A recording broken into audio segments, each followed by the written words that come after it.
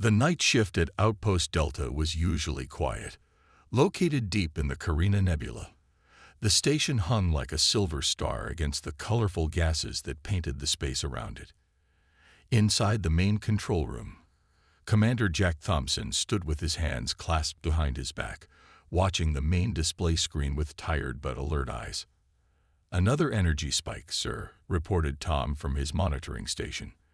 The young technician's fingers moved quickly across his control panel, bringing up detailed readings.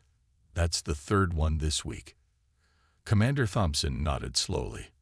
After 15 years in space, he had learned to trust his instincts, and something about these readings bothered him. The spikes weren't natural. They were too regular, too precise, but he kept his concerns to himself for now. No need to worry the crew of 50 under his command without solid evidence. The Outpost was officially listed as a research station, studying the unique stellar phenomena in this sector of space. Its quantum communications array was one of the most advanced pieces of human technology ever built, allowing instant communication across vast distances. The array alone made the station valuable, but there was much more to Outpost Delta than most people knew. "Run another diagnostic on the long-range scanners," Thompson ordered. "These energy signatures might be cosmic interference, but I want to be sure." "Yes, sir," Tom replied, his face illuminated by the blue glow of his screens. The rest of the control room was dimly lit, standard procedure during the night shift, to help the crew stay alert while monitoring the various displays. In the station's research labs, Dr. Lisa Miller was still awake, analyzing data from their latest stellar survey. The station's position offered an unprecedented view of star formation in the nebula, but tonight, her attention kept drifting to the strange readings they'd been picking up.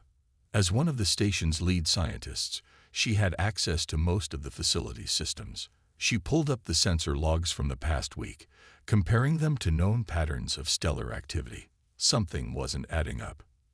The station's massive windows offered a stunning view of the nebula outside. Clouds of purple and blue gas swirled in cosmic patterns, occasionally lit by the birth of new stars. It was beautiful, but it also made long-range scanning more challenging. Perfect place to hide, if someone wanted to. Commander Thompson made his rounds through the station's circular corridors. Each section was designed to be sealed off in emergencies, though they'd never had to use that feature. The crew they'd assembled here was exceptional, a careful mix of scientific expertise and military experience, though many of the military personnel wore civilian titles. In the hydroponics bay, he stopped to check on their food production. The plants grew in carefully maintained rows under artificial light, tended by automated systems. They could sustain themselves here for months if needed. Thompson had insisted on that capability, along with many other precautionary measures that some had called excessive. "Commander," a voice called from his communicator. "We're picking up some unusual patterns in local space traffic. Might want to take a look." "On my way," Thompson replied, already heading back to the control room. The station's night cycle meant reduced lighting in the corridors, creating pools of shadow between the soft, amber emergency lights. As he walked, Thompson mentally reviewed their defensive capabilities. The station's outer hull was reinforced far beyond normal civilian specifications. Hidden weapon systems were integrated into what appeared to be research equipment. The quantum array itself was protected by security measures that even most of the crew didn't know about. Some called him paranoid, but out here, at humanity's furthest outpost, paranoia was just good planning. They were pushing into unknown space after all. Someone was bound to notice eventually. Reaching the control room, Thompson looked at the new data on the main screen. The pattern was subtle, ships moving just at the edge of their detection range, always following indirect routes that could be explained as normal traffic. But together, they formed a pattern that made his skin crawl. "Wake up the day shift early," he ordered, "and run a full diagnostic on all systems. Something's coming, and I want us ready when it arrives." The calm wouldn't last much longer. Thompson could feel it in his bones, but when trouble arrived, they would be ready. After all, That's what Outpost Delta was really built for. The alarms blared through Outpost Delta exactly 6 hours after Commander Thompson had ordered the early shift change. The massive display screen in the control room lit up with dozens of new contacts, appearing out of nowhere as they dropped out of faster-than-light travel. Multiple ships detected. Tom shouted from his station. They're big, really big. Nothing like our databases have seen before. Thompson stood at the center of the control room, his face illuminated by the red emergency lights. He'd been expecting trouble, but not on this scale. The alien ships were arranged in an attack formation that left no doubt about their intentions. All hands to emergency stations, Thompson ordered through the station-wide comm system. This is not a drill. Repeat, this is not a drill. The crew responded with practiced efficiency. Blast doors sealed automatically throughout the station. In the research labs, Dr. Miller and her team quickly secured their equipment and activated the emergency protocols they'd rehearsed, but never expected to use. The main screen flickered, and a face appeared. The alien was humanoid, but clearly not human. Its skin was gray-blue, with ridge-like formations where eyebrows should be. When it spoke, the station's translation software took a moment to catch up. "Primitive human station," the alien commander said, its voice filled with contempt. "I am Fleet Commander Dax of the Drift Empire. Your presence in this sector violates our territorial claims. Surrender immediately." Thompson kept his voice steady as he responded. "This is Commander Thompson of the Earth Research Station Delta. We have no record of any territorial claims in this region. We're a peaceful research facility." "Do not attempt deception," Dax interrupted. "Our scans detect quantum communication technology far beyond your species' known capabilities. You will surrender this technology to the Drift Empire immediately." The alien ships moved closer, their weapons clearly visible now. They were massive vessels, each one nearly twice the size of the station. Their hulls were covered in what looked like organic armor, giving them an almost alive appearance. "I'm afraid I can't do that," Thompson replied calmly. "But I suggest you reconsider your approach. There's still room for peaceful dialogue." Dax's expression showed what might have been amusement. "Your species is barely space-capable. Your station's defensive capabilities are minimal.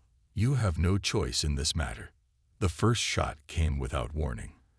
A bright energy beam lanced out from one of the smaller alien ships, aimed directly at the station's communications array. But instead of destroying it, the beam scattered harmlessly against an invisible barrier. "Shields holding at 98%, reported Tom, trying to hide his grin. They didn't expect that. On the screen, Dax's expression changed from amusement to surprise, then anger. "Impossible. Your defensive capabilities were not. You dare to deceive the Drift Empire." "I tried to warn you," Thompson said, allowing himself a small smile. "This is your last chance to withdraw. We have no wish for conflict, but we will defend ourselves." The response came in the form of multiple energy beams, all targeting different sections of the station. The shields flickered but held strong, their power far beyond what the station's civilian status would suggest. "All sections, battle stations," Thompson ordered. "Implement Defense Protocol Alpha. Show our visitors why it's unwise to judge a book by its cover." Throughout the station, hidden panels slid open, revealing weapon systems disguised as research equipment. The civilian facade was dropping away, revealing the station's true nature as one of humanity's most advanced military outposts. The drift ships launched another barrage, clearly frustrated by the station's unexpected defenses. But as their attacks intensified, Thompson knew they'd made a critical mistake. They'd assumed humanity was primitive, weak, and unprepared. They were about to learn just how wrong they were. The Drift Empire's ships surrounded Outpost Delta, their weapons blazing with constant fire. But inside the station's control room, Commander Thompson remained calm as he watched their attacks scatter against the shields.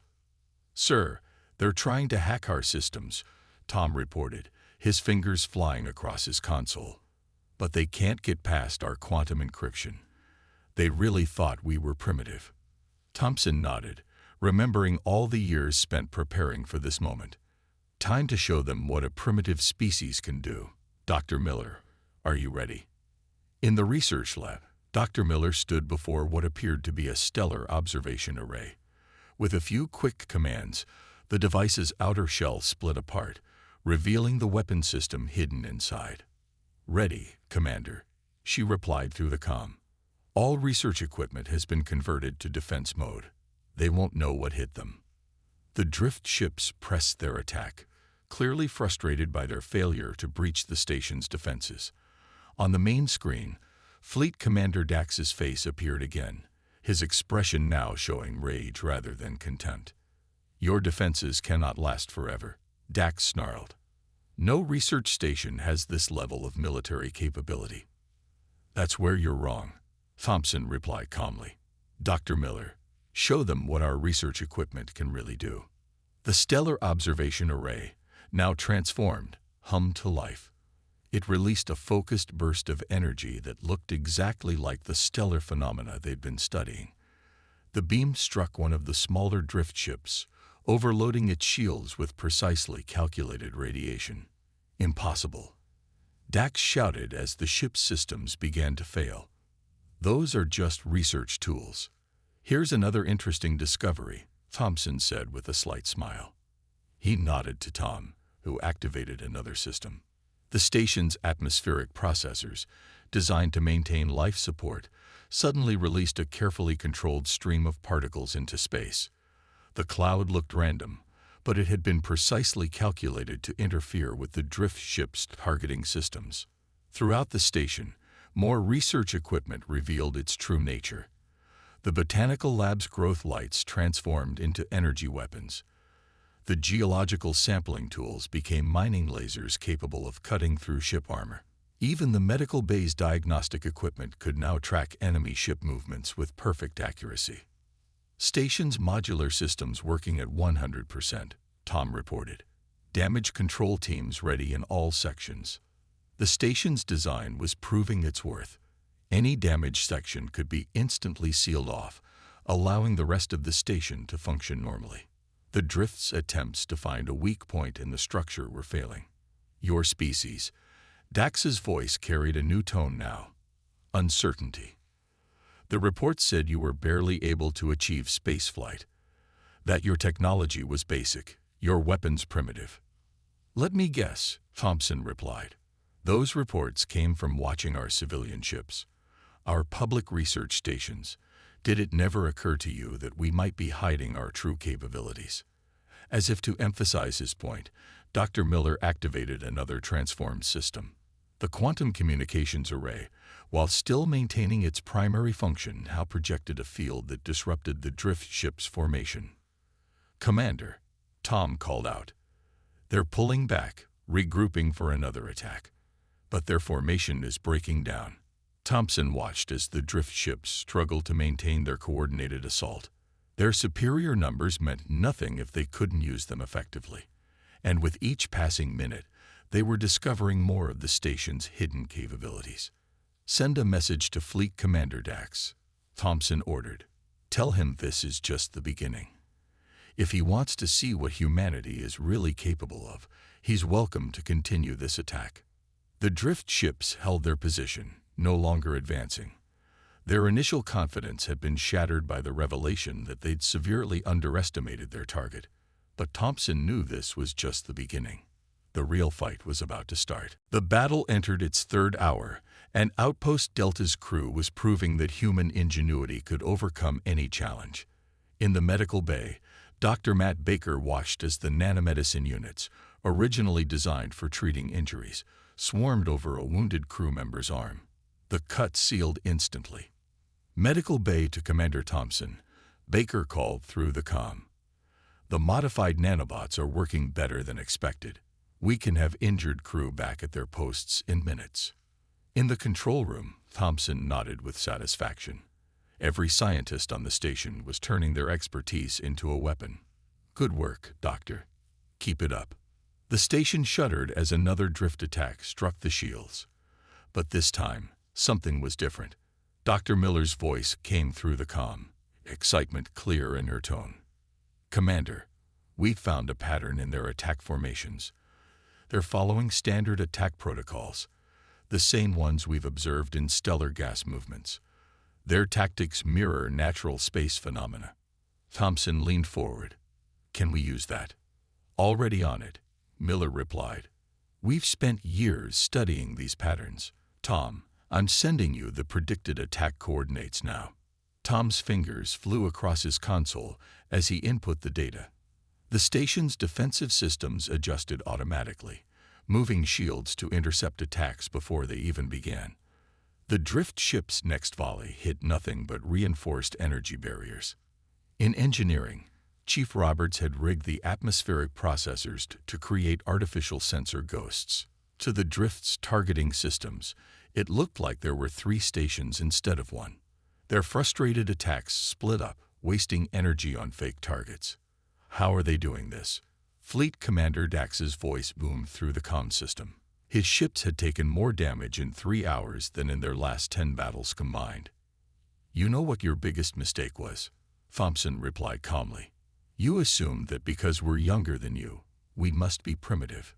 You never considered that being younger might be an advantage."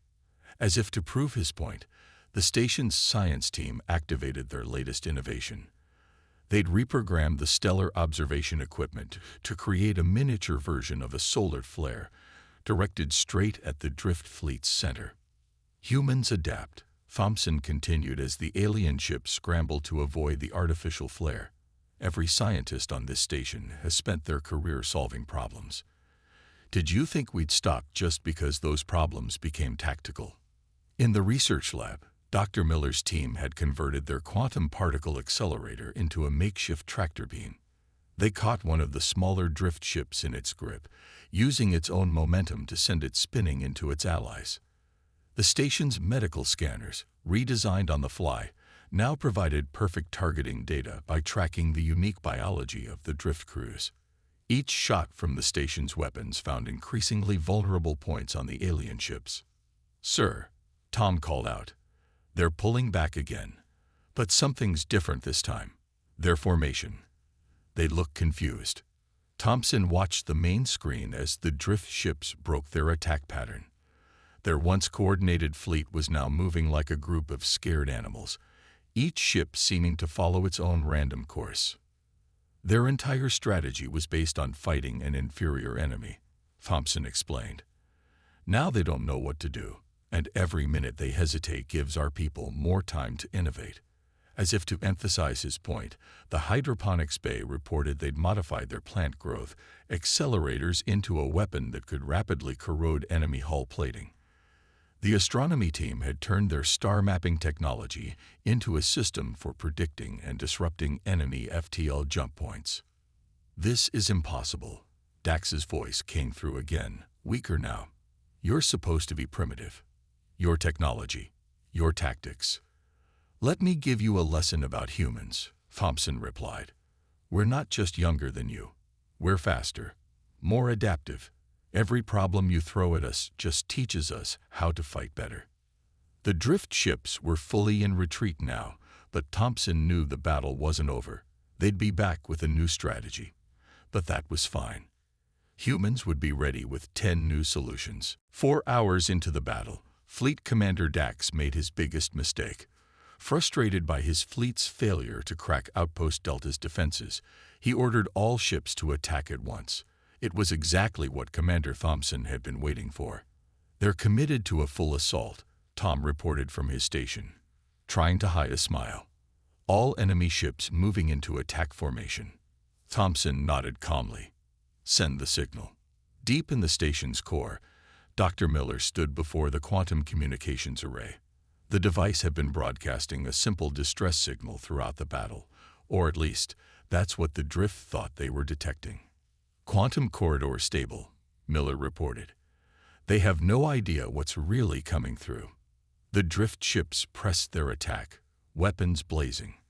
Their sensors were so focused on the station that they completely missed the space behind them beginning to ripple and twist. "Now they'll learn why we built this station exactly here," Thompson said quietly. The station's position wasn't random. They'd spent years studying the local star's radiation patterns. Now, Dr. Miller's team activated a series of hidden satellites that had been carefully placed to amplify and direct that radiation. "Radiation web activated," Miller called out. "They're trapped in it." The drift ships suddenly found themselves caught in a web of stellar radiation. Their shields, designed to block direct attacks, couldn't handle the omnidirectional energy field. Several smaller ships began to drift, their systems overloaded. "Sir," Tom's voice was excited now. "The quantum corridor is opening." On the main screen, space itself seemed to tear open. But instead of the reinforcements Dax expected to see coming to help the station, something else emerged. Human ships, dozens of them, appeared behind the drift fleet. "This is Admiral James of the Earth Fleet," a new voice announced on all channels. "Your attack on our research station is noted. Your tactical position is compromised. Suggest immediate surrender." Dax's face appeared on the screen, his expression a mixture of shock and rage. This was a trap. All of it. "Not exactly," Thompson replied. "We really do conduct research here. We just prepared for uninvited guests." The human fleet moved with precision that shocked the drift commanders. Each ship knew exactly where to position itself, having practiced this scenario countless times. The drift fleet was caught between the station's radiation web and the newly arrived warships. In the station's labs, Dr. Miller activated their final surprise. The stellar research equipment, which had been gathering data on the local star for years, now used that knowledge for a different purpose. They created a focused burst of solar energy that perfectly matched the star's natural rhythms. "Target their flagship," Thompson ordered. "Let's show them why studying stellar phenomena was never just about research." The energy burst struck Dax's flagship with devastating precision. Its shields, already weakened by the radiation web, couldn't compensate for an attack that exactly matched the local star's energy signature. Impossible. Dax's transmission was breaking up now. "You planned all of this." "We knew someone would eventually question our presence here," Thompson explained. "We knew they'd likely underestimate us. So yes, we planned. We studied. We prepared. And you walked right into it." The drift fleet's formation was completely broken now. Several ships had lost power, caught between the radiation web and the human fleet's precise attacks. Others were trying to retreat, but the quantum corridor's presence made normal FTL travel dangerous. "Last chance, Commander Dax," Thompson offered. "Surrender now, and we can discuss this like civilized species. Continue fighting, and we'll be forced to show you even more of what humanity is capable of." The battle had reached its turning point, but as Thompson watched the drift ship struggle, he knew this was more than just a victory in combat. This was the moment when humanity announced its presence to the galaxy, not as primitives to be conquered, but as equals to be respected or feared. The arrival of the Earth fleet changed everything. Admiral James's ships moved with practiced precision, executing maneuvers they'd rehearsed countless times for this exact scenario. The drift fleet, caught in the radiation web, could only watch as human warships surrounded them. "All ships in position," Admiral James reported to Commander Thompson. "Your station did excellent work keeping them occupied. Now it's our turn." Thompson watched as the supposedly simple research vessels docked at Outpost Delta began to transform. Hidden weapon systems emerged from their hulls, their civilian facades dropping away to reveal state-of-the-art military hardware. "What is this?" Dax demanded, his voice shaking with rage and fear. "These are not research vessels." "Actually, they are," Thompson replied calmly. "We humans have a saying. The best place to hide a tree is in a forest. The best place to hide military ships, among genuine research vessels doing genuine research." The Earth fleet's attack was devastating in its precision. They didn't target the drift ships randomly. Instead, they used all the tactical data the station had gathered during the initial battle. Every shot struck at known weak points, exploiting vulnerabilities that Outpost Delta had discovered. In the station's control room, Tom coordinated with the fleet's gunners, sending targeting data now. Their shield frequencies are completely mapped. They can't adapt fast enough to our attacks. The drift ships tried to regroup, to form some kind of defensive position, but they'd lost their greatest advantage, the element of surprise. Now they faced an enemy that had studied them, prepared for them, and knew exactly how to fight them. Launch the drones, Admiral James ordered. Small craft deployed from the Earth ships, but these weren't ordinary fighter drones. They were modified versions of the station's research probes, designed to study stellar phenomena up close. Now they swarmed around the drift ships, using their advanced sensors to pierce through enemy shields and gather real-time tactical data. Dr. Miller's voice came through the comm system. The quantum array is fully converted to combat mode now, ready to coordinate the fleet's attacks. The quantum communications array, which the drift had so desperately wanted to capture, proved its worth. It coordinated the human forces with impossible speed and precision, letting them act as a single devastating unit. "Sir," Tom called out, 3 enemy ships disabled, 5 more showing critical damage. Their fleet formation is completely broken. Thompson opened a channel to Dax's flagship. "Still think we're primitive, Commander? We've had years to prepare this welcome party. Years to study how your ships move, how your weapons work, how your shields function. Every piece of genuine research we did here helped us understand how to defeat you."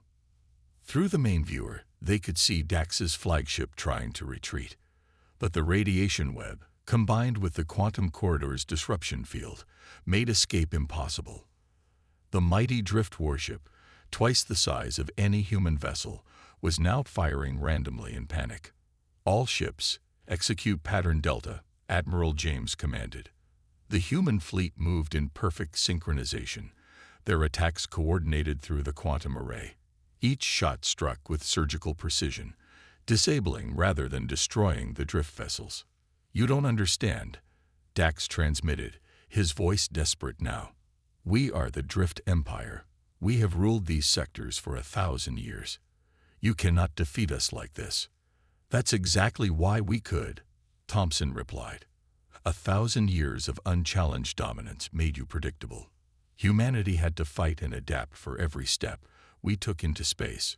We learned to hide our strength, to prepare for threats, to turn every tool into a weapon if needed. The battle was no longer a battle. It was a demonstration. Every move the humans made showed years of preparation. Every attack revealed another layer of hidden strength. The drift fleet, which had arrived expecting to find an easy target, was instead becoming an object lesson for the rest of the galaxy. This wasn't just a victory. It was a message. Humanity was not to be underestimated. 1 week after the battle, Commander Thompson stood at the window of his office in Outpost Delta, watching repair drones fix the few scratches on the station's hull. The drift fleet's mighty warships were now being escorted back to their territory by Earth ships, their weapons and drive systems locked down by human engineering teams. "Latest report from Earth Command, sir," Tom said, entering the office with a datapad. "The Drift Empire has agreed to formal peace talks. 3 other alien species have already requested diplomatic relations with humanity." Thompson nodded, remembering Fleet Commander Dax's face when he finally gave the surrender order. The alien commander had aged years in those few hours of battle. "They're calling it the Delta Doctrine now," Tom continued, unable to hide his pride. "Every human outpost will follow our model. Science and defense working together, hidden strength behind a peaceful purpose." In the research labs, Dr. Miller and her team had already returned to their original work, studying the nebulous stellar phenomena.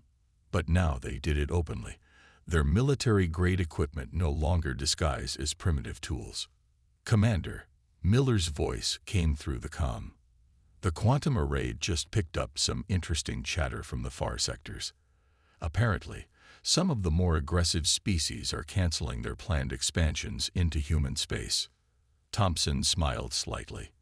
"Funny how quickly word spreads, isn't it?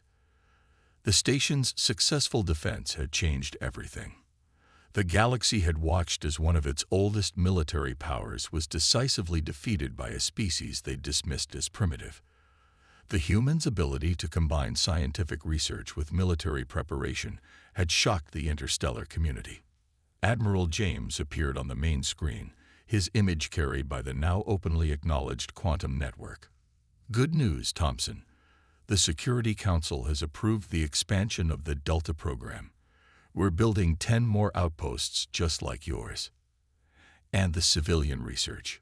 Thompson asked, though he already knew the answer.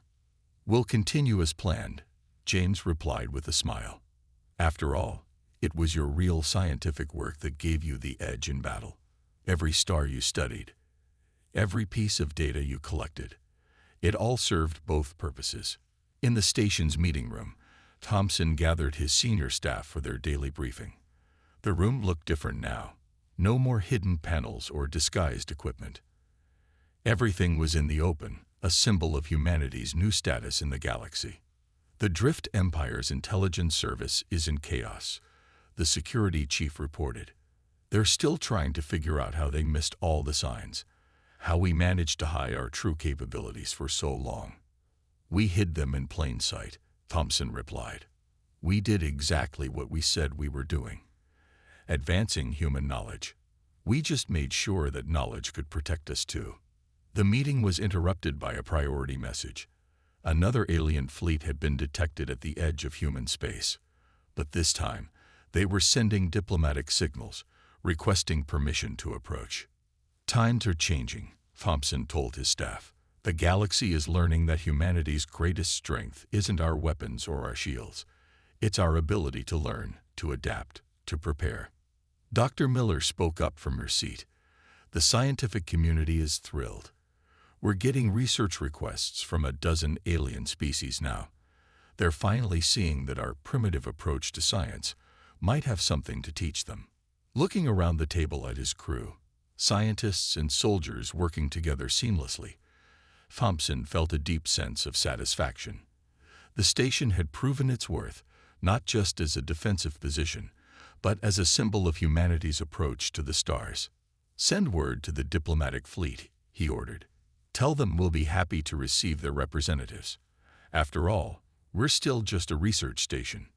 The room filled with knowing smiles. Outpost Delta would continue its scientific mission, studying the mysteries of space.